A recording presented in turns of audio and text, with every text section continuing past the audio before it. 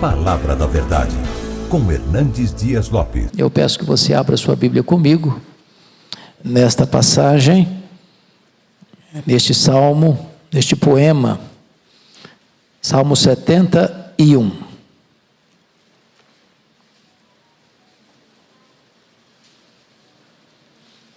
São as súplicas de um ancião. Salmo 71. Está escrito assim: em ti, Senhor, me refugio, não seja eu jamais envergonhado. Livra-me por tua justiça e resgata-me. Inclina-me os teus ouvidos e salva-me. Sê tu para mim uma rocha habitável em que sempre me acolha. Ordenaste que eu me salve. Pois tu és a minha rocha e a minha fortaleza. Livra-me, Deus meu, das mãos do ímpio, das garras do homem injusto e cruel. Pois tu és a minha esperança, Senhor Deus, a minha confiança desde a minha mocidade. Em ti me tenho apoiado desde o meu nascimento. Do ventre materno tu me tiraste. Tu és motivo para os meus louvores constantemente. Para muitos sou como um portento, mas tu és o meu forte refúgio. Os meus lábios estão cheios do teu louvor e da tua glória continuamente.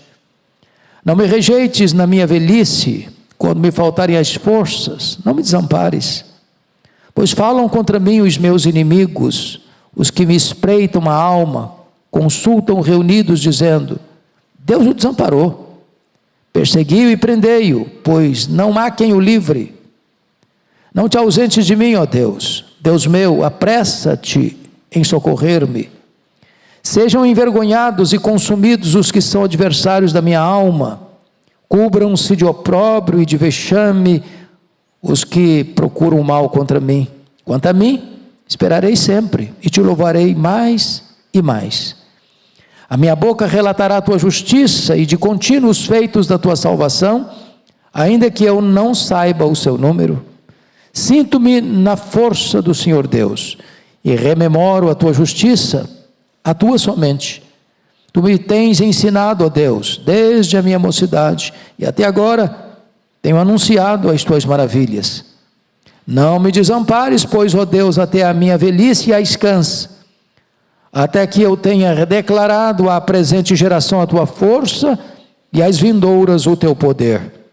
Ora, a tua justiça, ó Deus, se eleva até os céus. Grandes coisas tens feito, ó Deus. Quem é semelhante a ti? Tu que me tens feito ver muitas angústias e males, me restaurarás ainda a vida, e de novo me tirarás dos abismos da terra. Aumenta minha grandeza, conforta-me novamente. Eu também te louvo com a lira, celebro a tua verdade, ó meu Deus. Cantar-te-ei salmos na harpa, ó Santo de Israel. Os meus lábios exultarão quando eu te salmodiar, também exultará a minha alma que remiste. Igualmente a minha língua celebrará a tua justiça todo dia, pois estão envergonhados e confundidos os que procuram o mal contra mim. Eu gostaria então de tratar nessa manhã, irmãos, sobre o Deus, o verdadeiro refúgio na velhice. Vocês estão acostumados a ouvir que a velhice é a idade de ouro, ou a melhor idade. Será mesmo? Você acredita nisso mesmo?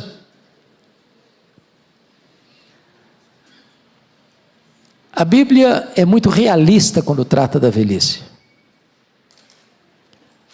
Quando Salomão está escrevendo Eclesiastes, ele compara a velhice com uma tempestade, e compara a velhice com uma casa que está em ruínas.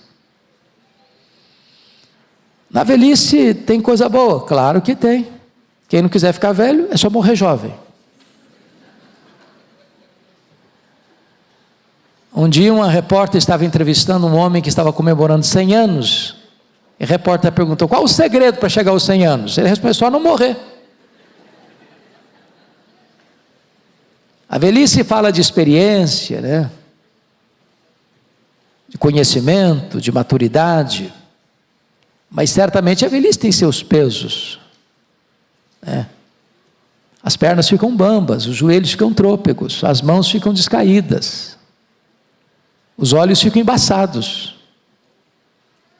E as cãs aparecem, e diz os entendidos que cada fio de cabelo branco que brota na sua cabeça é a morte chamando você para um duelo. Então, a velhice tem suas lutas, sim.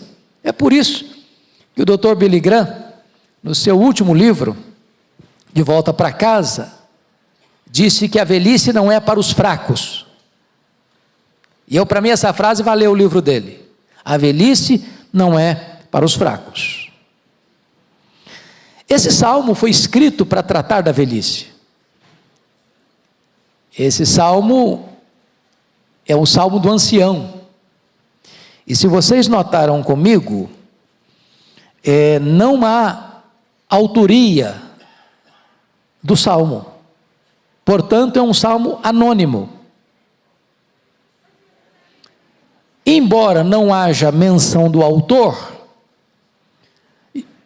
comentaristas de boa cepa, como João Calvino, como Matthew Henry e como Charles Haddon Spurgeon, afirmam que esse salmo foi escrito por Davi. E eu estou inclinado a concordar com eles, porque o contexto do salmo tem tudo a ver com Davi. Tem tudo a ver com a velhice de Davi. E é uma coisa muito curiosa em Davi. Quem sabe quantos anos Davi viveu aqui? Quantos anos? Alguém? Davi viveu 70 anos. 70 anos. E lá em 1 Reis, capítulo 1, versículo 15, está escrito que Davi era muito velho, com 70 anos. Aí você vai conhecer a história do Davi. Davi viveu a sua juventude lá nos desertos de Belém, correndo atrás de ovelhas, tangendo a sua lira, enfrentando ursos, leões. E não foi vida fácil, certamente, porque é muito calor, a pele tostada do sol, não tinha bronzeador, não tinha filtro solar. Que foi, minha princesinha? Vem cá, o que você quer? Querendo a mamãe? Cadê a mamãe dela? Está aqui? Papai? Alguém? Quem pode cuidar dela para mim?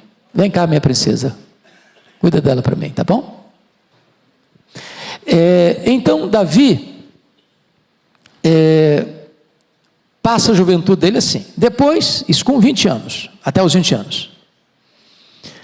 Depois, até aos 30, são 10 anos, Davi passa fugindo do sogro, pelas cidades, pelos desertos, pelas cavernas, dormindo no relento. Então, não foi vida fácil durante 10 anos. Você imaginou o que é uma pessoa ser perseguida? 10 anos seguidos? A situação era crítica. Pode vir cá, princesa. Cuida dessa lindeza aí. Aí Davi passa 40 anos sendo rei. Então ele assume o governo, assume o reinado com 30. Reina 40, 7 anos em Hebrom, 33 anos em Jerusalém. Completa o período de quê? 70 anos. Quando você estuda a vida do Davi, a vida dele foi muito turbulenta. Esse camarada começou a ser guerreiro, muito jovem. A vida toda dele foi uma vida de empreitada, de guerras, de lutas, de campo de batalha. Foi uma loucura. Aí eu entendo que a Bíblia diz que com 70 anos ele estava muito velho. Muito velho. Agora, ele vai enfrentar seus maiores problemas na velhice. Porque se você percebeu, ele vai viver uma crise familiar medonha. Uma crise familiar medonha. O estupro da filha, primeiro adultério dele, o assassinato Urias, depois vem o estupro da Tamar, depois vem o assassinato do Aminon, depois vem a fuga do Absalão, depois vem a volta do Absalão, depois tem a conspiração do Absalão, depois tem a morte do Absalão, depois tem a conspiração de um outro homem chamado Seba, depois tem a conspiração do Adonias. Então o homem não teve paz. Teve paz não. E esse salmo é um espelho das crises, das lutas que ele viveu ao longo da sua vida até a sua velhice. Então, esse é o pano de fundo para nós entendermos melhor esse salmo. Há 4 verdades aqui que eu vou tratar. A primeira, o Senhor é o nosso libertador no presente, versos 1 a 4. Segundo, o Senhor é o nosso apoio desde o passado, versos 5 a 13. Terceiro, o Senhor é a nossa esperança no futuro, 14 a 21. Finalmente, em quarto lugar, o Senhor é o motivo do nosso louvor continuamente, versos 22 a 24. Esse é o esboço homilético desse texto, que vamos começar a tratar com vocês a partir de agora. Então vamos ver, em primeiro lugar, o Senhor é o nosso libertador no presente.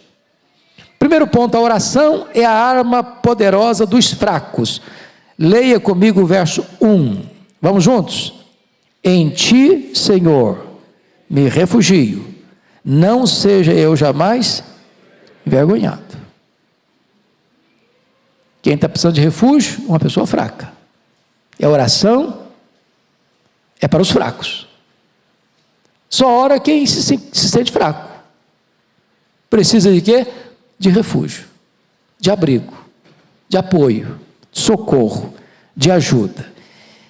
E nas muitas fugas de Davi, muitas, Davi chegou a ponto de se desesperar e procurar abrigo até entre os maiores inimigos.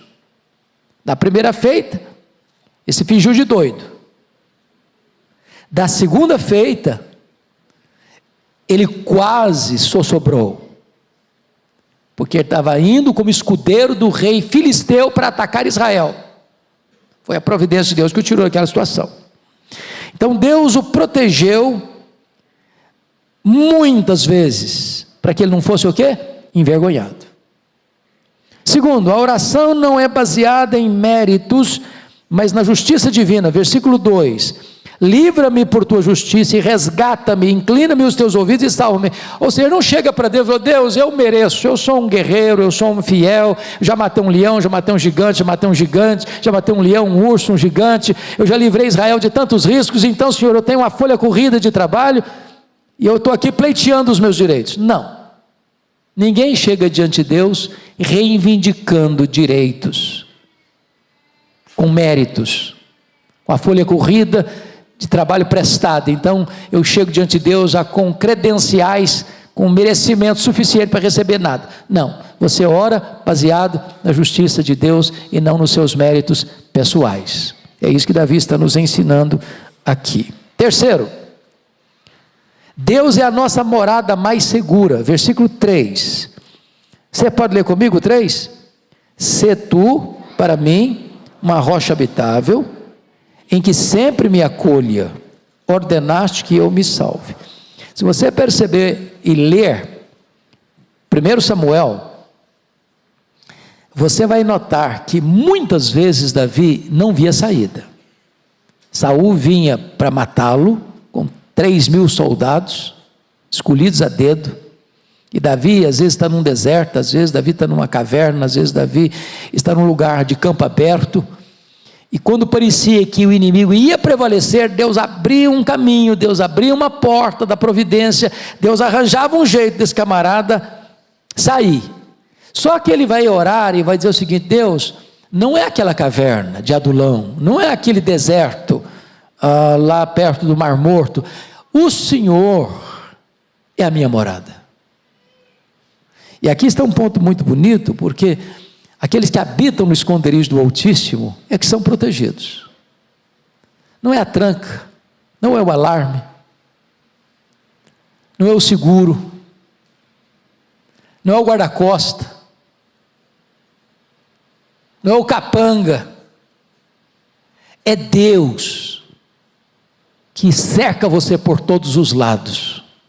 É Deus quem é o seu escudo.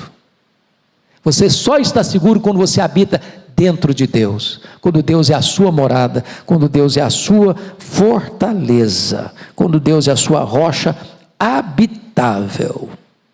Aí o inimigo não pode alcançar você. Quarto, Deus é o nosso libertador onipotente. Olha o verso 4 comigo. Livra-me, Deus meu, das mãos do ímpio, das garras do homem injusto e cruel. Eu acho isso aqui interessante porque, parando para visitar a história do Davi, nós poderíamos pensar aqui em alguns inimigos que ele enfrentou, das garras do inimigo. Primeiro, do Saul. Saul é rei. E, meus irmãos, quem governa tem os seus cúmplices, tem os seus entregadores, gente que se presta um serviço vil de denunciar, está comprado. E se você ler a história do Davi, muitas vezes Davi ajudava alguém, e esse alguém dedurava Davi para Saul, porque encontrava vantagens, benefícios. Saul era chantagista, e muitas vezes pessoas se rebelavam contra Davi e entregavam Davi para Saul para que ele fosse morto. Foi Saul, depois mais tarde foi o rei Aquis, depois foram os filisteus, depois foi o seu filho Absalão, depois foi Zeba, depois foi Adonias. Foi uma loucura a vida dele, tantos inimigos se levantaram. Mas ele vai dizer: livra-me, Deus meu, das mãos do ímpio, das garras do homem injusto e cruel. Como Deus livra? Me permita lembrar de alguns exemplos das Escrituras. Você lembra do rei Josafá? Está lá em 2 Crônicas 20, quando 3 nações se reuniram para atacar Jerusalém, e não tinha mais chance de reunir uma tropa, de armar um esquema de defesa, e diz a Bíblia que Josafá teve medo, e clamou a Deus, e jejuou, e conclamou a nação, e Deus disse para ele: olha, essa luta não é sua não, faz o seguinte, forma um grande coral, bota na frente do exército, porque esta batalha é minha. E diz a Bíblia que, tendo o coral começado a cantar e a dar louvores a Deus, em altas vozes, Deus pôs emboscada contra o inimigo, e eles foram desbaratados. Vamos pegar um outro exemplo? Pega o exemplo de Ezequias. Foi no reinado de Ezequias, aqui em Jerusalém, no sul, que as 10 tribos do norte caíram nas mãos da Síria. A Síria tinha se levantado como o mais poderoso império da época.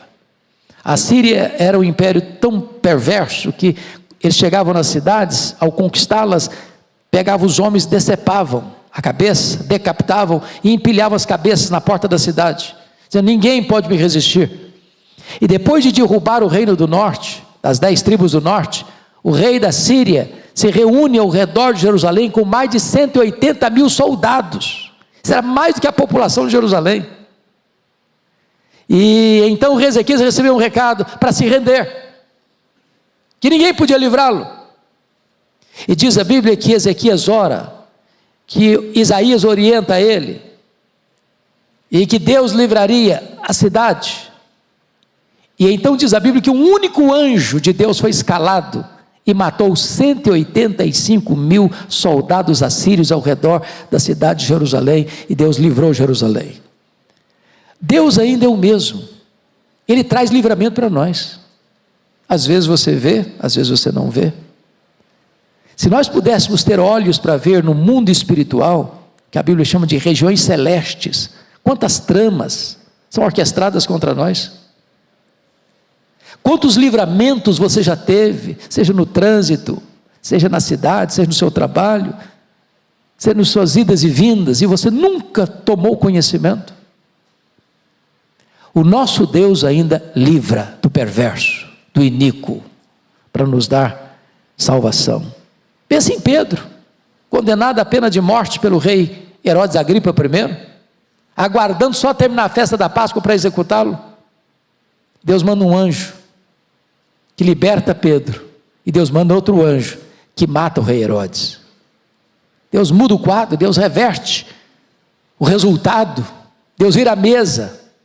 Esse é o nosso Deus, o Deus libertador onipotente. Mas vamos ao segundo ponto, que o Senhor é o nosso apoio desde o passado, 5:13. Eu acho que você e eu poderíamos dizer hoje, nesta manhã, levantando uma pedra como Samuel, e dizer: até aqui nos ajudou o Senhor. Você tem história para contar da ajuda de Deus na sua vida? É isso que vamos ver a partir de agora. Deus é o nosso apoio desde o passado. Então vamos ver, primeiro ponto: Deus é nossa esperança e confiança desde a mocidade, versículo 5. Pois tu és a minha esperança, Senhor Deus, a minha confiança desde a minha mocidade. Como é bom um homem conhecer a Deus desde a infância. Como é bom alguém beber o leite da piedade desde o berço. Como é bom alguém ser criado no Evangelho e ouvir estas verdades na mais tenra idade. Como é bom você poder afirmar assim: ó Deus, tu és a minha esperança, e em ti eu coloco a minha confiança desde a minha mocidade. É isso que ele está dizendo aqui. Davi está dizendo o seguinte com isso: eu não sou um neófito. Ele escreve esse salmo na velhice. Ele está olhando para trás, alenta o retrovisor. Ele está contando um testemunho. Ele é um músico, ele é um compositor, ele é um guerreiro, ele é um amigo, ele é um adorador, ele é um rei, ele é um servo do Deus Altíssimo, e ele está contando a sua experiência. Em outras palavras, a juventude bem vivida é o maior consolo da velhice. Tem muitas pessoas que, por não terem conhecido a Deus, fizeram tantas loucuras na sua juventude, e na velhice vão colher os frutos amargos, as consequências. Mas é muito bom quando você pode dizer: Deus é a minha esperança, em Deus eu ponho minha confiança, e pus minha confiança desde a minha juventude. Segundo lugar, Deus é o nosso apoio desde o nosso nascimento, versículo 6. Em ti me tenho apoiado desde o meu nascimento, do ventre materno tu me tiraste, tu és motivo para os meus louvores constantemente. Primeiramente, esse versículo para mim é relevante quando o Brasil discute a questão do aborto. Davi se sente um ser humano e se apresenta como tal antes do seu nascimento. Não é uma massa humana, é uma vida humana. Não é uma verruga pestilenta, é um ser humano. Mas vejam vocês, a expressão em ti me tenho apoiado é uma espécie de presente contínuo. Eu não me apoio em Deus agora na velhice, em ti me tenho apoiado desde o meu nascimento. Ou seja, uma história de vida com Deus, é um testemunho de dependência de Deus, e de cuidado de Deus, de livramento de Deus, de socorro e de suporte de Deus desde o começo. Concepção, nascimento, infância, juventude, velhice, ou seja, ponta a ponta, de A a Z, do nascimento ao fim da vida, Deus foi refúgio para ele. Terceiro, Deus é o nosso refúgio apesar dos nossos dramas pessoais. Versículo 7, leia comigo 7, por favor. Para muitos sou como um portento, mas tu és o meu forte refúgio. A palavra portento significa maravilhas, mas aqui no contexto, ele está olhando do ponto de vista negativo. Aqui poderia ser traduzido por espetáculo, horrendo. É por isso que vem, notem vocês, a conjunção adversativa. Se tivesse a palavra no positivo, não teria sentido a conjunção adversativa, mas o que ele está mostrando aqui é que, apesar dos inimigos, ou para muitos, ele ser como um espetáculo horrendo, um fracassado, vai ser derrotado, não vai conseguir sair dessa. Ele diz: mas tu és o meu forte refúgio. Pode chegar momento na nossa vida, irmãos, que a gente passa por revés. Vai chegar a hora que diz: olha, agora dessa você não sai. Vai chegar um momento em que você vai estar na boca de muita gente, dizendo: olha, aquele cara lá fracassou, ele não levanta mais, ele não sai mais dessa, ele entrou agora numa situação de encurralamento, e dessa ele não escapa. É nessa conjuntura que ele está dizendo, no versículo de número 7, mas tu és o meu forte refúgio. Na hora H, Deus dá o livramento, Deus dá a proteção. Quarto, Deus é a razão e o alvo do nosso louvor, versículo 8, os meus lábios estão cheios do teu louvor e da tua glória continuamente. Se existe uma coisa que marca a vida do Davi, com algumas exceções, porque chegou um momento em que Davi fraquejou, vocês que conhecem a história dele. Por exemplo, quando ele vai a Nobe, ele está fugindo do Saul desesperado, ele já procurou ajuda no Samuel, ele já procurou ajuda no Jonatas, e agora ele vai procurar ajuda lá no sumo sacerdote em Nobe, e ele chega contando uma mentira.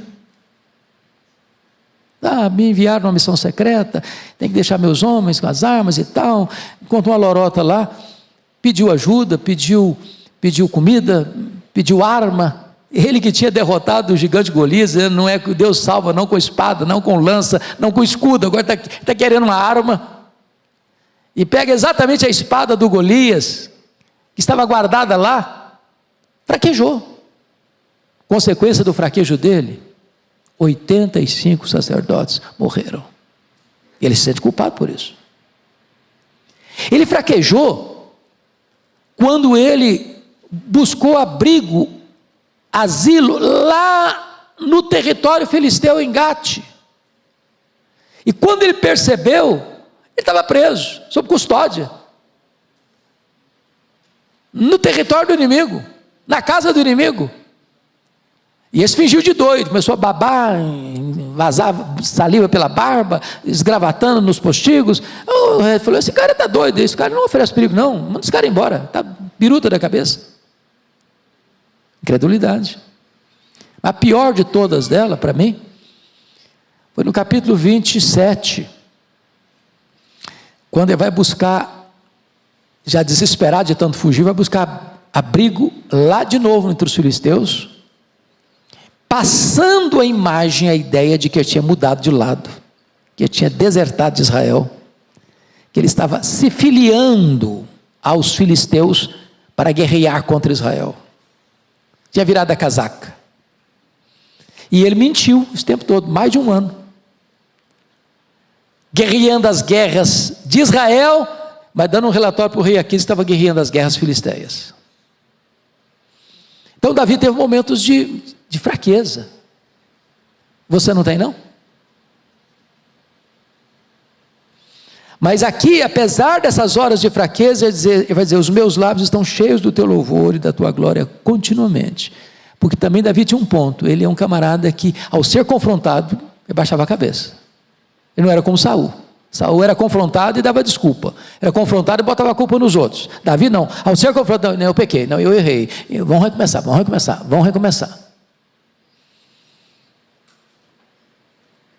Quinto lugar, Deus é o nosso amparo na velhice, versículo 9, leia comigo 9, não me rejeites na minha velhice, quando me faltarem as forças, não me desampares. Por que ele está dizendo isso? Porque as maiores crises de Davi foram vividas na sua velhice. Você já imaginou o que é um cara velho? Ele está velho, tem que fugir a pé, descalço, de noite, a cabeça coberta, sabendo que a maioria do seu povo o abandonou, que seu próprio filho marcha com seu exército rebelde para Jerusalém, para matá-lo. Sabe o que é esse homem saber que o seu conselheiro, Aitofel, que diz a Escritura, que o conselho dele era como um oráculo divino, o cara acertava todas, a palavra dele era a orientação certa e segura, e que o seu conselheiro tinha debandado para o exército inimigo, liderado pelo seu próprio filho. Você sabe o que é um homem saindo de Jerusalém, e o inimigo dele sai gritando atrás dele, jogando pedra nele, amaldiçoando a vida dele? Então este homem, na velhice, está enfrentando a conspiração de um filho, e esse filho quer matá-lo e tomar o trono dele. Esse filho pega as concubinas, por orientação de Aitofel, e coabita com elas à luz do sol. Por que isso? Não é só a questão de depravação moral, não. A cultura da época é que não havia maior afronta para um rei do que alguém deitar-se com a concubina do rei. Isso era uma traição, isso era uma espécie de querer tomar o trono, tomar a coroa. Isso trazia a ideia, o conselho era esse: ao coabitar com as concubinas, está claro que o projeto de Absalão não vai retroceder, que ou você toma partido do lado de Absalão ou você perece, porque agora a coisa está decidida. Ele já assumiu o papel de que vai ser rei, porque ele coabita com as mulheres do rei. Davi está enfrentando tudo isso na velhice. Por isso que ele está pedindo aqui: não me rejeites na minha velhice, quando me faltarem as forças, não me desampares. Sexto lugar, Deus é o nosso defensor contra os inimigos. Leia comigo os versos 10 e 11, por gentileza. Vamos juntos? Pois falam contra mim os meus inimigos, os que me espreitam a alma, consultam reunidos, dizendo: Deus o desamparou, persegui-o, prendei-o, pois não há quem o livre. Se você parar para perceber comigo, os inimigos usam duas táticas para atacar. Primeiro é a tática das palavras. Pois falam contra mim. Não falam de mim, mas falam contra mim. E palavras são mais perigosas do que espadas. Palavras matam mais do que veneno, destroem mais do que fogo, desconstrói a honra e o caráter. Mas o inimigo não ataca só com palavras, não, porque você vai perceber que os inimigos também atacam com ações violentas. Versículo 11b diz, dizendo: Deus o desamparou, perseguiu, prendei-o, pois não há quem o livre. Ou seja, chega uma hora em que as pessoas olham e dizem: não tem mais saída, você está num beco sem saída, você está encurralado, sinuca de bico. A conclusão que chegaram era essa: agora você, Davi, não escapa. É por isso que o Ziba, quando Davi está saindo, ele está amaldiçoando. É por isso que Davi enfrenta os inimigos dizendo o seguinte: agora chegou a sua vez. Do que estão falando mal? Estão falando mal porque estão dizendo que Davi assumiu o trono porque deu uma rasteira em Saul. Davi nunca deu rasteira em Saul. A família de Saul acusou Davi de ser traidor, de ter tomado o trono, de ter usurpado o trono. Nunca, nunca. Ao contrário, Davi sempre tratou a Saul como pai, o honrou, o defendeu, o protegeu. E apesar disso, ele é acusado. Palavras duras, pesadas. Sétimo lugar, Deus é o nosso socorro bem presente nas tribulações, porque nessa conjuntura, dizendo assim, não tem saída, vão te prender, vão te matar, está escrito aí, por gentileza, nos versos 12 e 13, não te ausentes de mim, ó Deus, Deus meu, apressa-te em socorrer-me, Sejam envergonhados e consumidos os que são adversários da minha alma, cubram-se de opróbrio e de vexame os que procuram mal contra mim. Em outras palavras, irmãos, Davi teme mais a ausência de Deus do que a presença do inimigo. Davi teme mais a ausência de Deus do que a presença do inimigo. Na hora que você vê todo mundo contra você, se Deus estiver do seu lado, você é vencedor. Se Deus se agradar de você, os gigantes caem, os inimigos caem. Essa é a convicção de Davi, essa é a oração de Davi nesse contexto. Vamos ao terceiro ponto? O Senhor é a nossa esperança no futuro. Então vamos ver aqui, primeiramente, uma esperança exultante nos versos 14 e 15. Você lê o 14 e 15 comigo, por gentileza? Vamos juntos? Quanto a mim, esperarei sempre, e te louvarei mais e mais. A minha boca relatará a tua justiça, e de contínuo os feitos da tua salvação, ainda que eu não saiba o número delas. Então, vejam vocês, que os verbos aqui estão o quê? No futuro. No futuro. O que ele está dizendo? Ele está dizendo que os livramentos do passado são motivo para ele confiar no futuro. Veja isso aí, por gentileza. Versículo 14. Quanto a mim, esperarei sempre, te louvarei mais e mais. A minha boca relatará a tua justiça, e de contínuos feitos da tua salvação, ainda que eu não saiba o número delas. Se Deus me livrou lá atrás, então eu posso continuar confiando que Deus vai me livrar para o futuro. Quando vocês leem a disposição dele, aos 20 anos de idade, para enfrentar Golias, qual foi o argumento dele para enfrentar Golias? Diante de Saul. Saul diz, não, você não pode, você é jovem, o cara é duelista, o cara é guerreiro, o cara tem porte gigante, o cara está muito bem armado, você não pode, isso é missão suicida. Qual foi o argumento de Davi para o rei? O rei, eu posso, sabe por quê? Eu já lutei com um leão, eu já lutei com um urso. Ou seja, eu tenho testemunho de que Deus já fez. E se Deus já fez, Deus faz de novo. Eu tenho passado, eu tenho história, eu tenho coisa para contar do que Deus já fez na minha vida. Eu não sou aventureiro, não. Deus já fez coisas maravilhosas. Eu nem sei enumerar quantas coisas maravilhosas Deus já fez, mas o que Deus fez no passado é base para eu esperar no futuro. É isso que ele está dizendo aqui, nessa esperança exultante. Segundo, ele faz uma confissão empolgante nos versos 16 e 17. Sinto-me na força do Senhor Deus, e rememoro a tua justiça, a tua somente. Tu me tens ensinado, ó Deus, desde a minha mocidade, e até agora, na velhice, tenho anunciado as tuas maravilhas. Quando ele diz sinto-me na força, ele não está porque ele está jovem, não, ele está velho. Você quer um exemplo? Quando foi ordenado lá para enfrentar o exército rebelde de Absalão, que era numericamente maior, ele dividiu o exército dele em 3 partes, e ele disse, eu vou com vocês. Davi era um guerreiro experimentadíssimo. Os soldados dizem, não, você vai não. Você já foi um guerreiro, hoje você está velho, cara. Hoje você não aguenta o tranco. Hoje você não tem força física. E tem mais.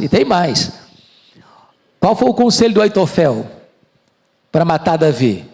O Aitofel era o conselheiro de Davi que mudou de lado.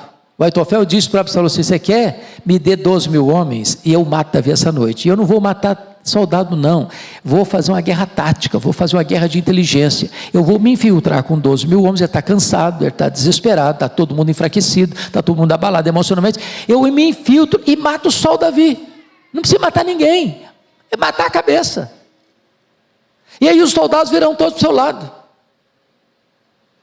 Mas a Bíblia diz que o Davi havia pedido Uzai, que era um cara velho, falei, você volta para Jerusalém, e você vai me fazer um favor, você vai dar um jeito de desfazer diante do Absalão o conselho de Aitofel, porque se o conselho de Aitofel é como um oráculo, se o Absalão seguir o conselho de Aitofel, eu estou morto.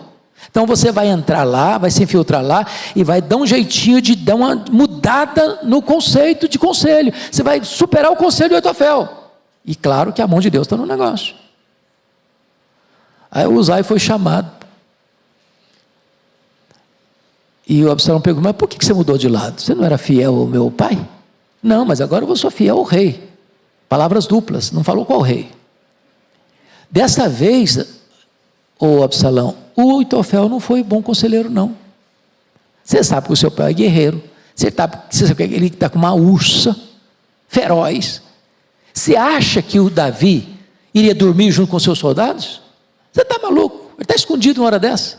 Ele está elaborando um projeto de ataque. E tem uma coisa: se você se infiltrar lá com 12 mil homens e alguma baixa vier no seu exército, isso vai circular no país inteiro e você vai fracassar no começo. Você sabe uma coisa?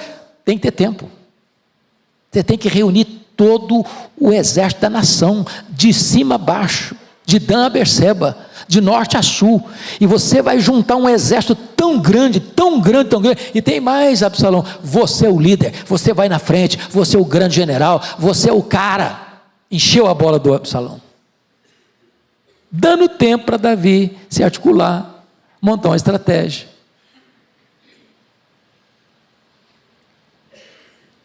E diz a Bíblia que o conselho de guerra de Absalão, que tinha votado unanimemente para acolher o conselho de Aitofel, vota unanimemente para acolher, contrariando o conselho de Aitofel, o conselho de Uzai. E Davi então tem tempo para articular uma estratégia de defesa. O Aitofel ficou tão triste e chateado quando percebeu que o seu conselho não foi atendido, era a única chance de matar Davi, que ele voltou para sua casa, arrumou seus negócios, se pendurou numa corda e se enforcou. Agora vejam vocês, que quando Davi quer entrar na batalha, você não pode, você não tem condições. Mas notem comigo então, versículos 16 e 17, ele diz: me sinto na força do Senhor Deus, e rememoro a tua justiça, a tua somente. Tu me tens ensinado, ó Deus, desde a minha mocidade, até agora tenho anunciado as tuas forças. Tem hora que me sinto fortalecido, né? Me sinto na força, não é física não. É força emocional, é força espiritual, é força moral. Você pode estar aí andando com passos lentos e se sentindo um leão na força do Senhor. Essa é a força que Davi está experimentando aqui. Terceiro lugar, uma súplica confiante no versículo 18. Não me desampares, pois, ó Deus, até a minha velhice às cãs, até que eu tenha declarado à presente geração a tua força e à vindoura o teu poder. Isso é preciosíssimo, porque está querendo que Deus o ampare até a sua velhice, até as cãs, até o final da jornada, com dois propósitos. Quais são os dois propósitos aí? Primeiro, declarar à presente geração a força de Deus. Segundo, declarar à futura geração o poder de Deus. E aqui tem um ponto da mais alta importância para nós, irmãos. A necessidade de passar o bastão. Passar o bastão. Você vai hoje para a Europa e vê que as igrejas estão vazias. Os pais falharam em passar o bastão da fé para os filhos. Você vai para os Estados Unidos e Canadá e as igrejas históricas estão se esvaziando e se esvaziando e se esvaziando. Os pais não passaram o bastão da fé para os filhos.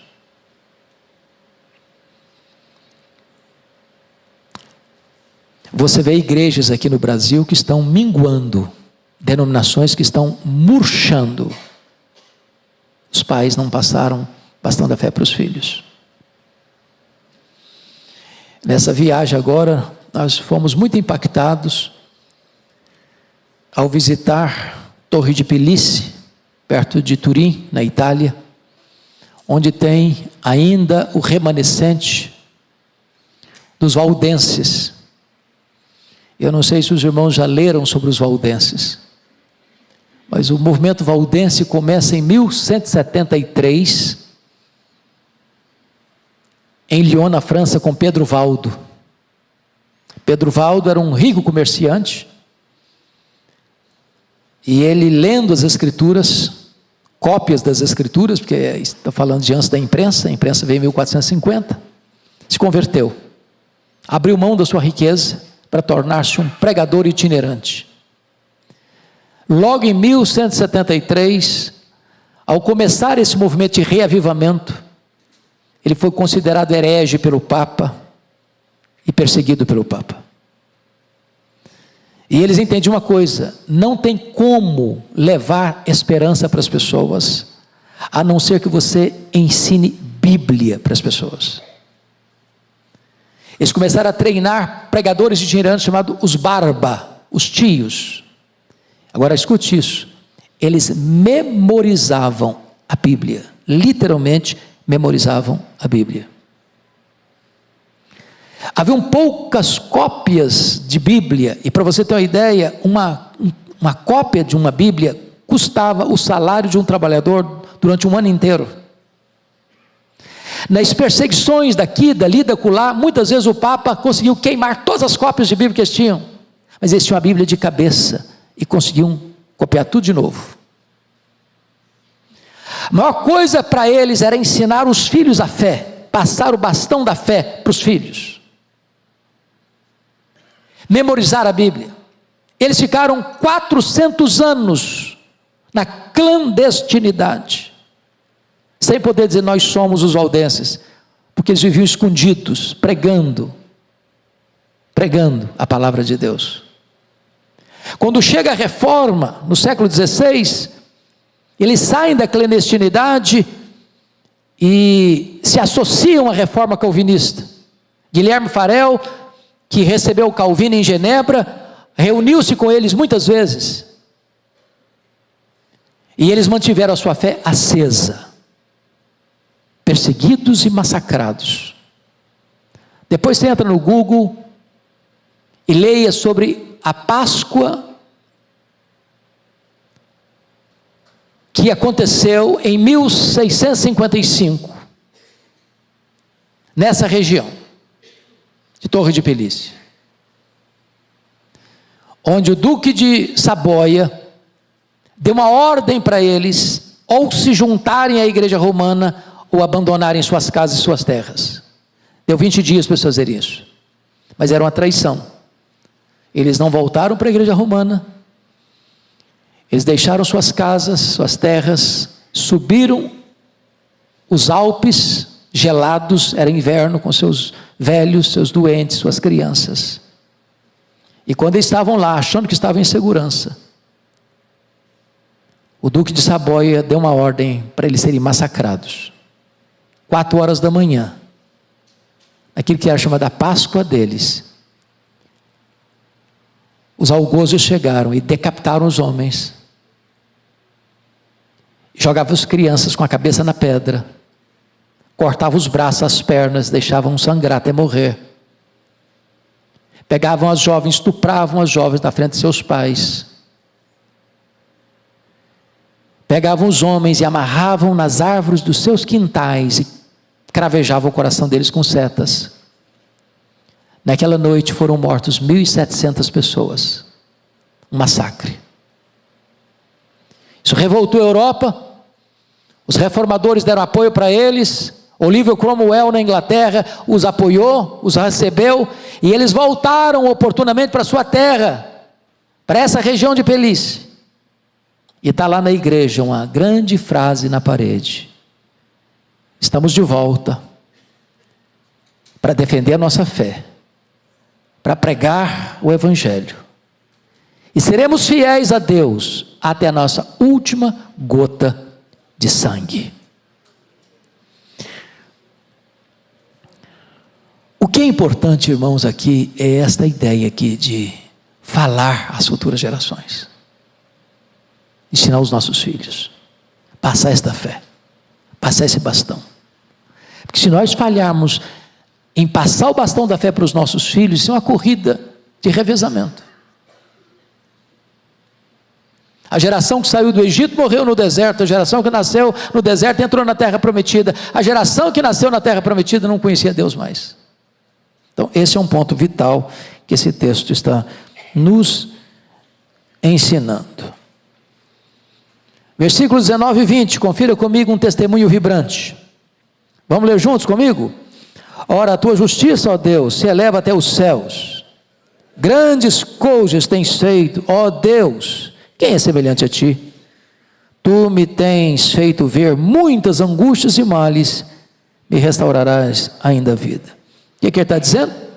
Ele está dizendo que Deus é o Deus da disciplina e Deus é o Deus da restauração. Deus o fez ver muitas angústias como consequência do seu pecado, mas Deus também o fez ver a sua restauração. Isso é maravilhoso. Deus disciplina porque ama, Deus restaura por sua graça. Muito bem, veja comigo um pedido veemente no versículo 21, aumenta a minha grandeza, conforta-me novamente. E eu gosto dessa expressão porque ele está pedindo isso no contexto em que ele perdeu o trono. Vocês sabem disso, houve um golpe de Estado. Quem foi o autor do golpe de Estado? Absalão. Ele perdeu o trono. E ele está pedindo para Deus, aumenta a minha grandeza, Senhor, ou seja, me devolva a coroa, Senhor, me dê a bênção de voltar ao meu trono. E Deus o cumpriu. E aqui eu quero concluir com o último ponto, irmãos. O Senhor é motivo do nosso louvor continuamente, nos versos 22 a 24. Leia comigo esses 3 versículos em voz alta, por favor, vamos juntos. Eu também te louvo com a lira, celebro a tua verdade, ó meu Deus. Cantar-te-ei salmos na harpa, ó Santo de Israel. Os meus lábios exultarão quando eu te salmodiar. Também exultará a minha alma, que remiste. Igualmente a minha língua celebrará a tua justiça todo dia, pois estão envergonhados e confundidos os que procuram mal contra mim. Ou seja, ele escreve esse salmo a partir do momento em que ele retorna a Jerusalém, ele retorna ao trono, ele vê os seus inimigos desarticulados e vencidos, ele vê toda a forma de conspiração contra ele debelada. Porque logo que ele volta, ele nem chega bem se instalar, uma outra rebelião se formou. E é curioso que o Davi, dentro das muitas coisas, eu vou terminar aqui, começa a entender que o chefe da polícia dele, o chefe do exército dele, o comandante dele, é um cara osso duro de roer, era seu sobrinho, o Joabe. O Joabe, ele era muito fiel a Davi, mas tinha hora que ele não obedecia a Davi. Então ele matou, a contragosto de Davi, o comandante Abner. Davi tinha pedido para as pessoas serem leais, ter misericórdia do Absalão. Ele matou o Absalão, o filho de Davi. O mesmo cara que intercedeu para trazer o Absalão de volta, matou o filho do rei. Aí quando Davi chega no trono de novo, ele demitiu o Absalão, demitiu o Joabe. E nomeou Amasa, que era o chefe do exército rebelde, do Absalão. Aí Davi nomeia o Amasa, para tentar fazer uma política de boa vizinhança, para tentar reagrupar as pessoas, juntar os cacos. Só que montou uma outra rebelião, lá nas 10 tribos do norte. Aí o Davi chamou o Amasa e falou, você vai reunir as tropas e vai debelar essa rebelião. O Amasa não aparece na hora aprazada.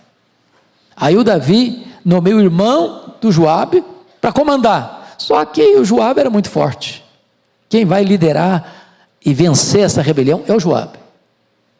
Quando chega, é o Joabe que chega com o comandante. O Davi não teve cancha para vencer o Joabe. O comandante ficou maior que o rei. O certo é que o contexto é que mais tarde esse Joabe vai morrer no governo do seu filho, Salomão. Porque ele não se submetia. Ele era leal, mas ele fazia da cabeça dele. Mas em todas essas situações, Davi conclui o seu reinado.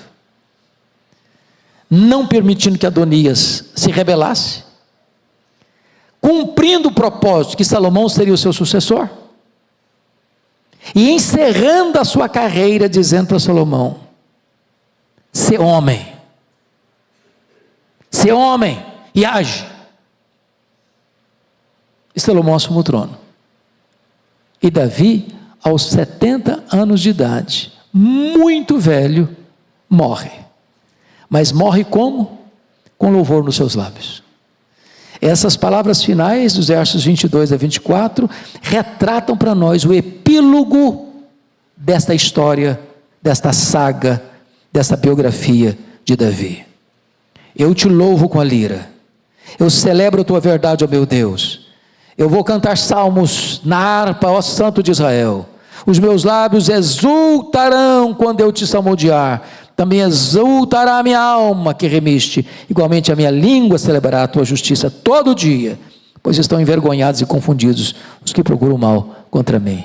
Davi termina como vitorioso. Louvado seja o Senhor. Quem quer ficar velho aqui? É porque se você não quiser, fala com Deus que dá um jeito nisso.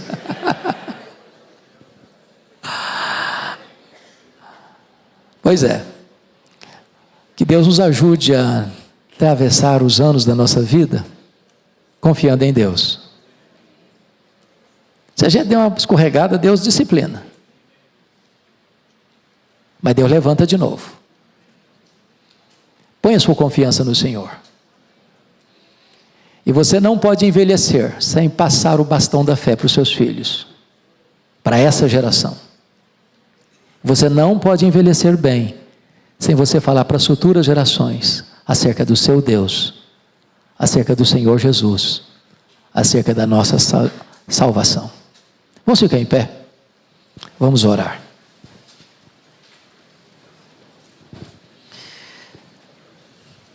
Ó Deus, nós te louvamos pela história do rei Davi, pelo legado que ele deixou, seja nos seus pontos altos, nos seus pontos baixos, nos seus avanços, nos seus recuos. Em todas as coisas nós aprendemos o que fazer e o que não fazer. Assim como Davi, desde o seu nascimento até a sua velhice, experimentou o teu cuidado, o teu livramento, a tua proteção. Dá-nos também a bênção de ver a tua mão poderosa, trazendo direção e livramento para a nossa vida. Ajuda-nos, Deus, a na hora do desespero, dos inimigos nos espreitando, não perdermos a calma, nem a confiança em Ti. Sabendo que Tu estás no trono e tem as rédeas da história nas Tuas mãos. Dá-nos a bênção de ver o Teu socorro e o Teu livramento na nossa vida. Finalmente, Deus, nós te pedimos que os nossos filhos, que os nossos netos, que esta geração e a futura geração te conheça e te sirva e adore o teu nome. Em Cristo Jesus oramos. Amém.